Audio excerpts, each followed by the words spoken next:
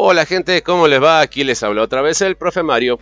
Bueno, en esta ocasión vamos a iniciar con el estudio de la bioquímica, o sea, estudiaremos las moléculas orgánicas que son la base de nuestro funcionamiento como organismos vivos. O sea, dicho de otra manera, estudiaremos la química de los seres vivos. Nosotros, los seres orgánicos, o sea, los seres vivos, estamos conformados principalmente por 4 tipos de moléculas.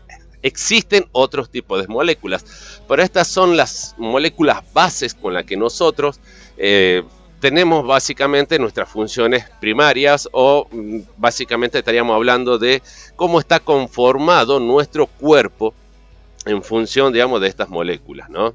Entonces lo que hoy vamos a ver son los hidratos de carbono, los lípidos, las proteínas y los nucleótidos. ¿Qué son los hidratos de carbono? También se los llama carbohidratos, azúcares o glúcidos. Son moléculas que nos permiten a nosotros obtener energía. Dicho de otra manera, los hidratos de carbono son la fuente de energía con la cual nosotros, a partir de la cual, mejor dicho, nosotros sintetizamos una molécula que es la que usamos nosotros, que se llama ATP o adenosintrifosfato. Bien, entonces, dicho de otra manera, nuestra fuente de energía son los hidratos de carbono y nuestra forma de energía es el adenosintrifosfato o ATP. Bueno, los azúcares pueden existir en formas simples, llamados azúcares simples, como la glucosa y la fructosa.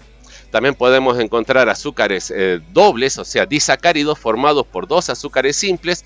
Por ejemplo, la lactosa, que es el azúcar de la leche, que está conformado por una molécula de glucosa y una molécula de galactosa, 2 azúcares simples.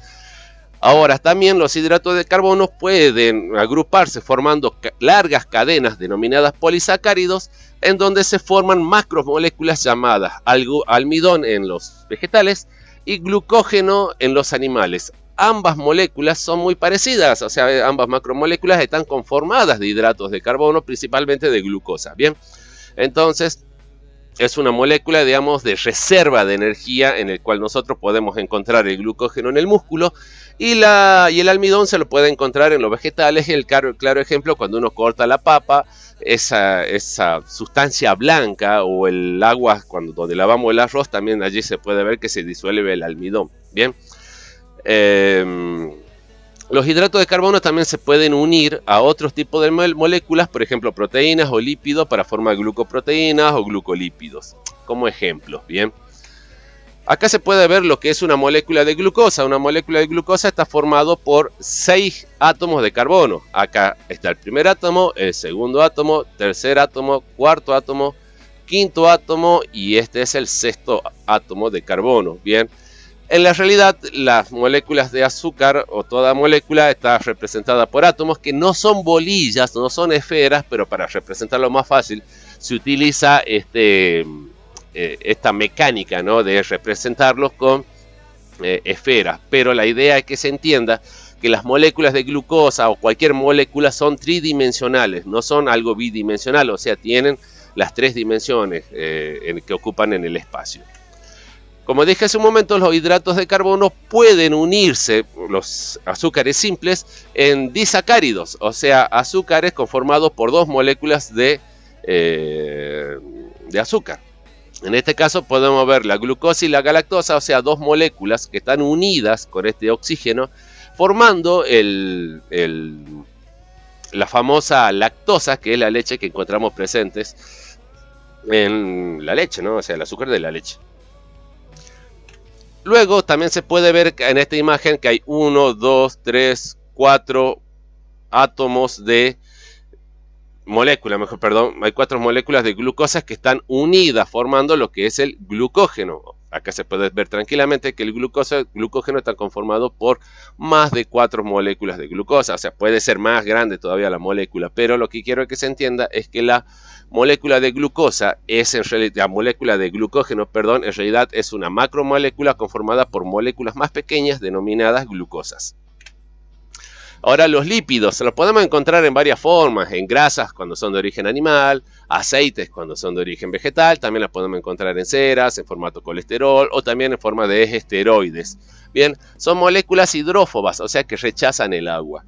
Existen combinaciones, por ejemplo, que los lípidos se pueden unir a algunos minerales como los fosfolípidos, bien, o los lípidos se pueden unir a moléculas de glucosa formando glucolípidos. Bien, lo importante de los fosfolípidos es que son el principal componente de la membrana plasmática de las células, es decir, todas nuestras células están hechas de fosfolípidos. Por lo tanto, es importante entender la necesidad, digamos, o la importancia, ¿no?, de los lípidos como estructura de nuestro cuerpo. No solamente los lípidos funcionan como una fuente de energía, sino que también son ladrillos con los que nuestro cuerpo se construye.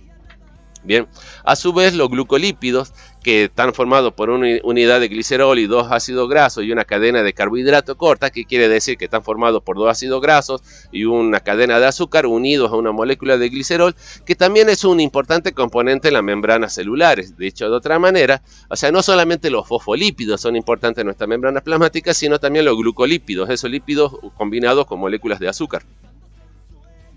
Dicho de otra manera, los lípidos son componente fundamental de la estructura de las células. Y no solamente son una fuente de energía, como la mayoría de las veces te lo van a sostener. Bien. Entonces acá se puede ver, por ejemplo, como un ejemplo de un lípido, en donde tenemos el glicerol, y una cadena de ácidos grasos. Estas cadenas de ácidos grasos se pueden unir a cada carbono del glicerol. Por lo tanto, el glicerol puede tener 3 ácidos grasos unidos a ellas. Entonces se forma lo que se conoce como triglicérido. En el ejemplo anterior, donde veíamos el glucolípido que tiene 2 cadenas de ácidos grasos, tiene una tercera cadena formada por un hidrato de carbono. Bien, así que acá se ve el famoso triglicérido, que es, digamos, lo que nos hacemos análisis de sangre, son los valores que a veces nos salen elevados cuando tenemos una dieta rica en grasas. Perdón. Luego tenemos la proteína como tercer grupo de moléculas, que ahora vamos a hablar de moléculas mucho más grandes. Bien, estas moléculas están formadas por moléculas más pequeñas denominadas aminoácidos, que se unen unas a otras formando una cadena polipeptídica, se le denomina, que es lo mismo que una proteína, o sea, son sinónimos, ¿no? Bueno, no toda cadena polipeptídica es una proteína, pero toda proteína sí es una cadena polipeptídica. O sea que pueden haber cadenas de aminoácidos que no lleguen a ser proteínas tal cual como lo son. A veces hay 2 aminoácidos unidos, como es en el caso de la creatina, ¿no? Bueno, a partir de estas proteínas, de estas moléculas, se puede sintetizar gran cantidad, digamos, mejor dicho, a partir de los aminoácidos se puede sintetizar una gran cantidad de proteínas. Y cada proteína, cada tipo de proteína cumple una función en nuestro cuerpo. Por ejemplo, la hemoglobina cumple la función de transportar oxígeno. Entonces, digamos, nuestra hemoglobina, que es exactamente igual en todos los seres humanos, o sea, la molécula de hemoglobina de una persona es igual a la de otra persona si ambas están saludables. Es una molécula que tiene una función específica, transporte de oxígeno. Existen otras moléculas como por ejemplo la pepsina, que es una enzima, ¿no? Pero está conformada por proteínas. Tiene la capacidad, digamos, de disolver o digerir proteínas de origen animal que nosotros hemos comido, por ejemplo, ¿no? O sea, esa pepsina actúa dentro de nuestro estómago. Dicho de otra manera, las proteínas tienen muchas funciones, incluso a nivel celular vamos a encontrar proteínas que permiten el paso de algunas sustancias. Acá se puede ver nuevamente, digamos, lo que es otra molécula, en donde podemos ver lo que es un aminoácido conocido como la alanina. Bien, se denomina aminoácido porque tiene un grupo amino y tiene un grupo ácido, que es este carbono unido a este doble enlace con el oxígeno y este grupo oxidrilo.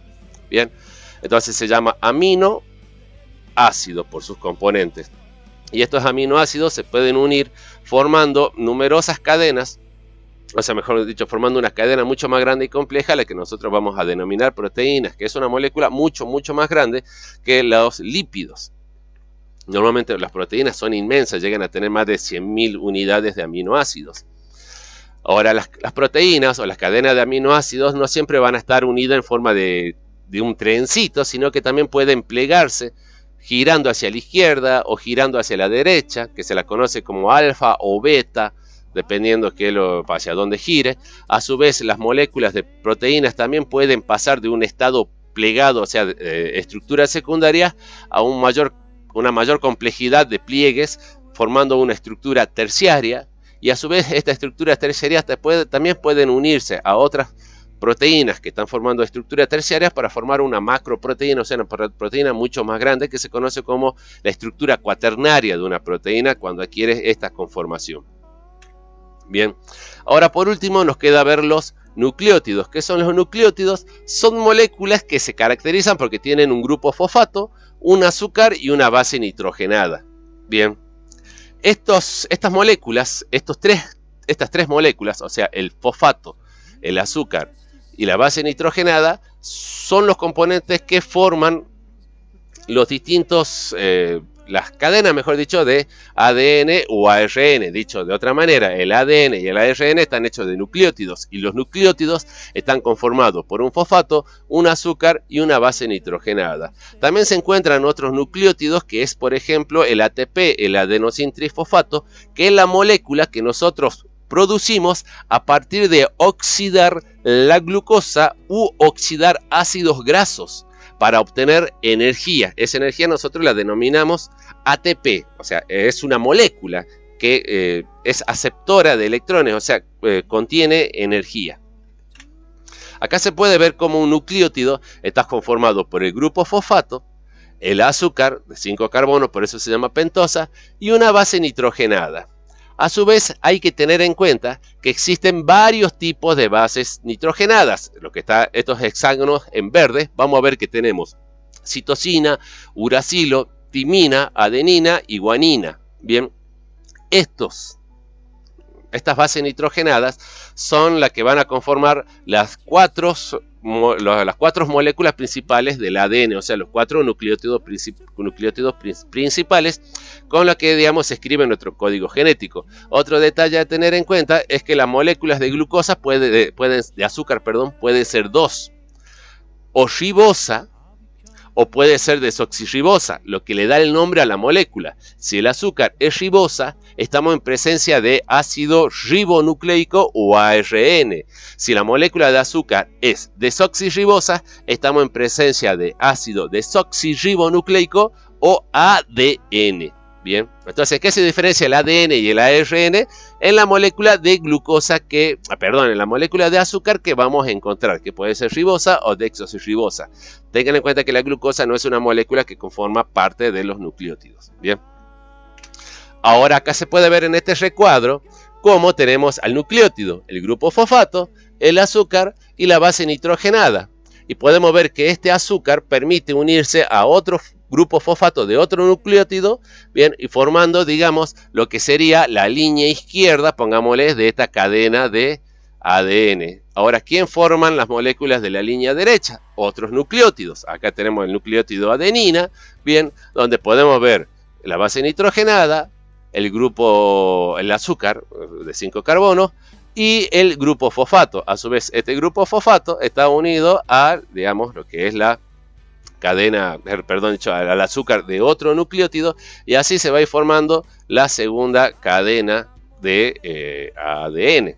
Ahora pueden notar de que este grupo fosfato está unido al carbono 5 de este azúcar. Y este grupo fosfato no solo está unido al carbono 5, sino también está unido al carbono 3. Por eso se dice que esta cadena va de sentido 3, 5. Bien. O sea, es el sentido por el cual, digamos, uno puede decir si la cadena va de izquierda a derecha o derecha a izquierda. Pero como no podemos decir izquierda o derecha, se utiliza como referencia el número de carbono según donde se esté uniendo el grupo fosfato del nucleótido de otra molécula o de otro, digamos, de un nucleótido con nucleótido. Bien. Entonces el ADN va a permitir que nosotros podamos, o mejor dicho, que nuestras células al dividirse puedan transmitir ese código genético en donde está toda la información necesaria para formar todos los componentes de la siguiente célula y a su vez mantener sus funciones vitales, digamos, activas o funcionando para ser redundante. Bien. Entonces el ADN y el ARN están compuestos por una base nitrogenada, un azúcar de desoxirribosa y un grupo fosfato en el caso de que sea ADN. Y si es ARN, estaría formado por un azúcar denominado ribosa. A su vez, la base nitrogenadas la podemos clasificar en purinas y primidinas. Las purinas son la adenina y la guanina, y la primidina serían la citosina y la timina. Hay que tener en cuenta que la adenina se puede unir solamente a la timina, nunca a la citosina. O sea, la adenina se puede unir a la timina y la guanina solamente se puede unir a la citosina, ya que geométricamente, recuerden que estas son moléculas tridimensionales, ya que geométricamente deben de poder encajar, y la adenina no encaja con la citosina, pero sí puede encajar geométricamente con la timina y la guanina con la citosina, y por eso es que solamente se pueden unir entre sí. O sea, nunca adenina con citosina, siempre adenina con timina y citosina con guanina. Bien. Watson y Crick desarrollaron un modelo en donde se explica que la cadena de ADN está conformada por dos hélices. Una de las cadenas va en sentido 3,5, como le dije, y la otra cadena va en sentido 5,3, o sea, al revés. Por lo tanto, se considera que una cadena es antiparalela de la otra. O sea, son paralelas, pero van en sentido diferente. Y en el ADN vamos a encontrar las moléculas de citosina, guanina, adenina y timina. En cambio, en el ARN vamos a encontrar solamente una única cadena. No es doble, sino que ya es simple. Y en vez de encontrar la timina, vamos a encontrar el uracilo. O sea que sí vamos a encontrar citosina, guanina, adenina, pero vamos a encontrar uracilo, en donde la guanina solamente se podría unir a la citosina, pero la adenina ya no se puede unir con la timina, sino que se va a unir con el uracilo. Bien. Esta cadena de ADN, como le dije, tiene la capacidad de duplicarse, autorreplicarse, o sea, hacer una copia de sí misma. Y cuando esto ocurre, siempre es normalmente, digamos, durante la división celular, para que la célula hija tenga sus dos copias exactas del código genético y poder funcionar bien. En cambio, si una pequeña modificación ocurriera en el orden en el que se establecen, digamos, los distintos nucleótidos, estamos en presencia de una mutación, lo que puede provocar a un mal funcionamiento de la célula o incluso la muerte de la misma. Bien, entonces acá se puede ver cómo la cadena de ADN va de sentido 3,5 y esta va de sentido 5,3, o sea, son cadenas paralelas pero antiparalelas, donde se puede ver que la citosina siempre se une con la guanina y la adenina con la timina. Bien, ahora, todos los seres vivos contamos con una serie de características o funciones o procesos que se dan mientras estamos vivos, que se dan gracias a las 4 moléculas que ya hemos visto. O sea, las 4 moléculas que estudiamos intervienen en estos procesos.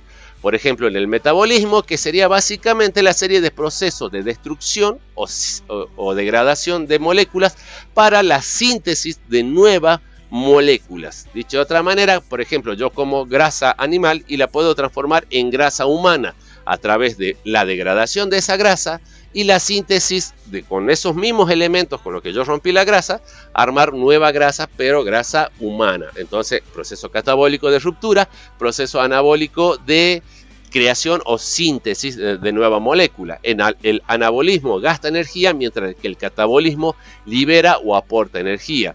A su vez, nosotros estamos siempre fuera de equilibrio. Nuestro cuerpo está constantemente siendo maltratado, por decirlo así, por el medio, ¿no?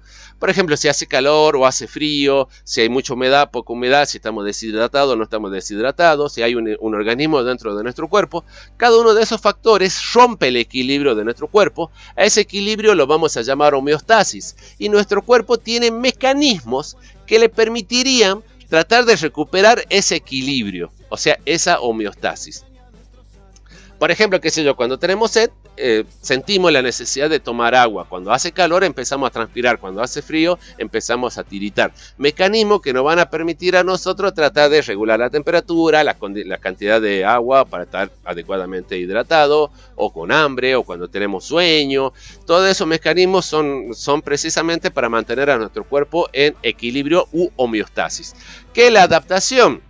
Un organismo que está adaptado sería aquel organismo que puede afrontar con éxito las dificultades del medio ambiente. Por ejemplo, un oso polar puede tranquilamente vivir en el Polo Norte porque su pelaje, su estructura, digamos, biológica, o sea, la cantidad de grasa que puede acumular, le permiten poder sobrevivir con éxito en un ecosistema, digamos, en donde un oso normal, un oso grizzly, un oso guepardo, no podría tener ese grado de éxito porque no está adaptado.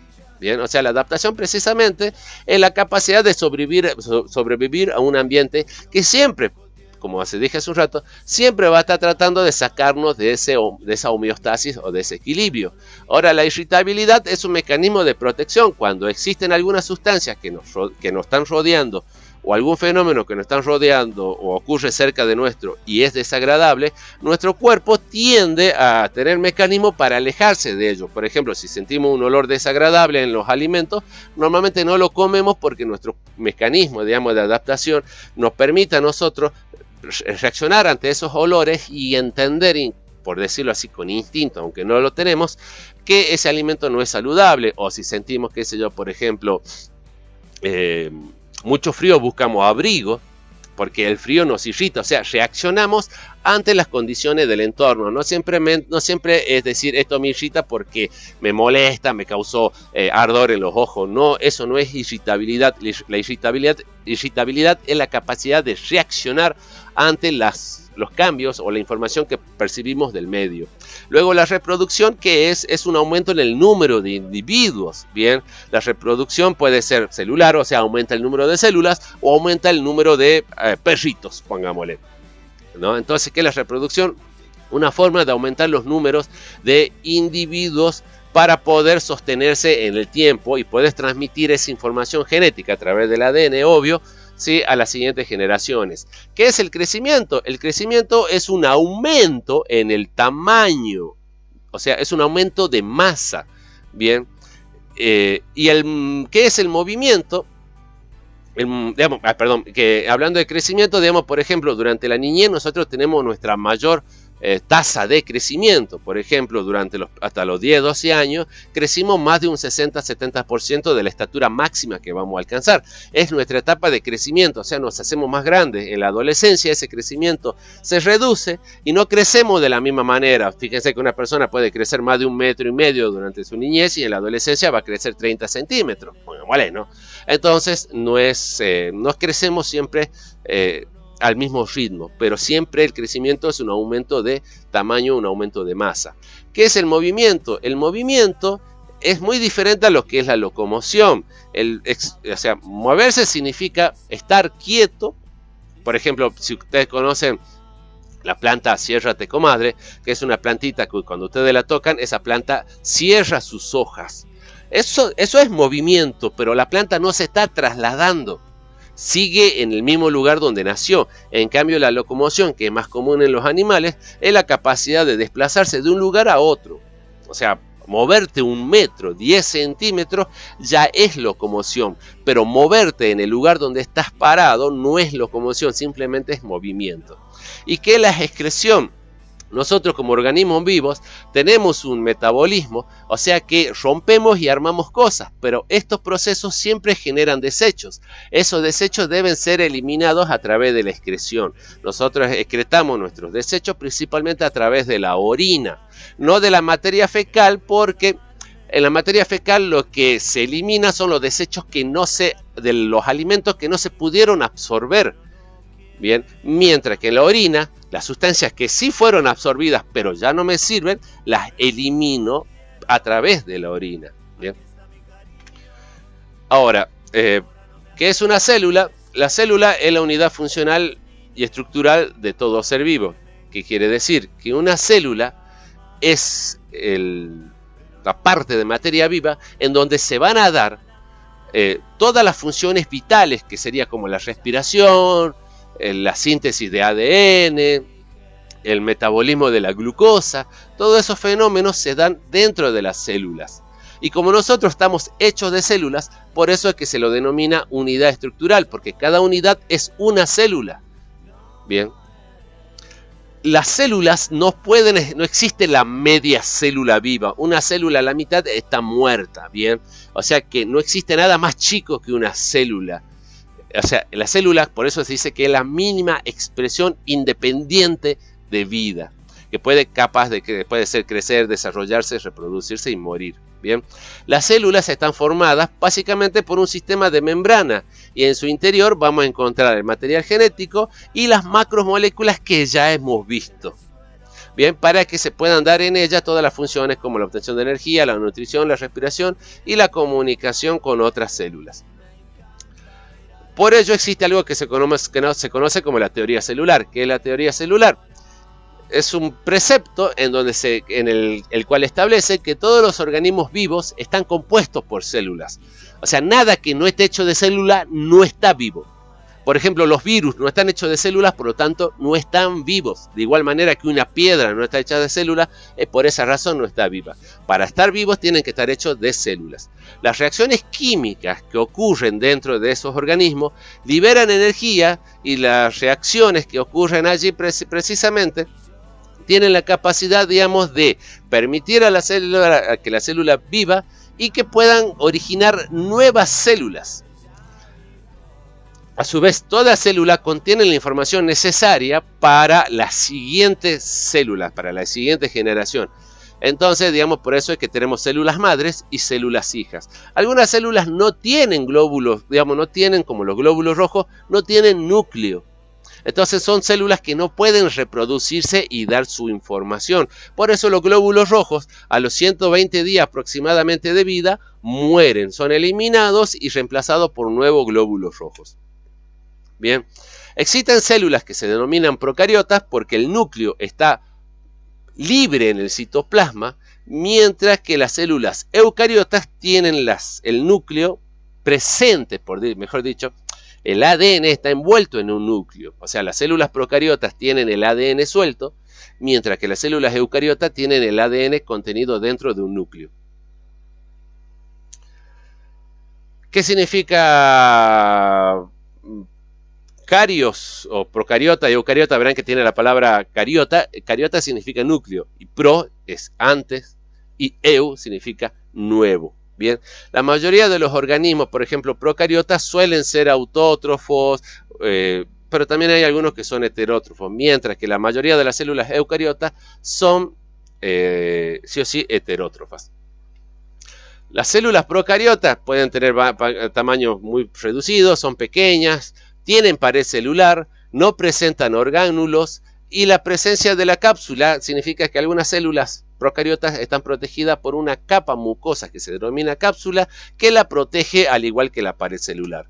Bien, acá entonces se puede ver una célula donde se puede ver la cápsula, la pared celular y recién la membrana plasmática, la membrana celular y cómo el ADN se encuentra suelto en el núcleo, suelto en la célula y no está contenida por un núcleo.